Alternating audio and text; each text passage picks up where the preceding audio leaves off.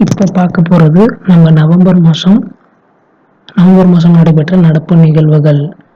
முதலாம் கேள்வி, அமெரிக்க வரலாற்றில் முதன்முறையாக துணை அதிபர் பதவியை ஏற்றிய பெண் என்ற பெருமை பெற்றவர் கமலா ஹாரிஸ்.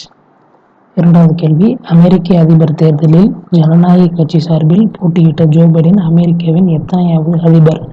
46. சென்னை உயர்நீதிமன்ற தலைமை நீதிபதி ஏ.பி. சாஹி. நீர் மேலாண்மையில் சிறந்த மாநிலமாக தேர்ந்தெடுக்கப்பட்ட மாநிலம் தமிழ்நாடு. நாட்டின் தலைமை தகவல் கமிஷனராக சமீபத்தில் நியமிக்கப்பட்டவர் யஷ்வர்தன் குமார் சின்ஹா. PSLV-C 49 ராக்கெட் விண்ணில் ஏவப்பட்ட நாள் 7/10/2020.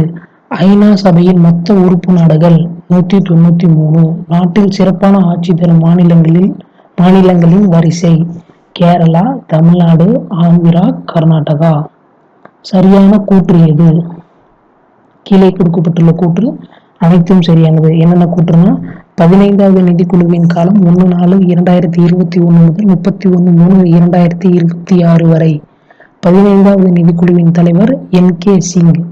15வது நிதிக்குழு கொரோனா காலத்து நிதி கமிஷன் எனப்படுகிறது. 15வது கமிஷன் தனது அறிக்கையை 9/11/2020 அன்று ஜனாதிபதி ராம்நாத் கோவிந்திடம் சமர்ப்பித்தது. உச்ச நீதிமன்ற தலைமை நீதிபதி எஸ்.ஏ. பாப்டே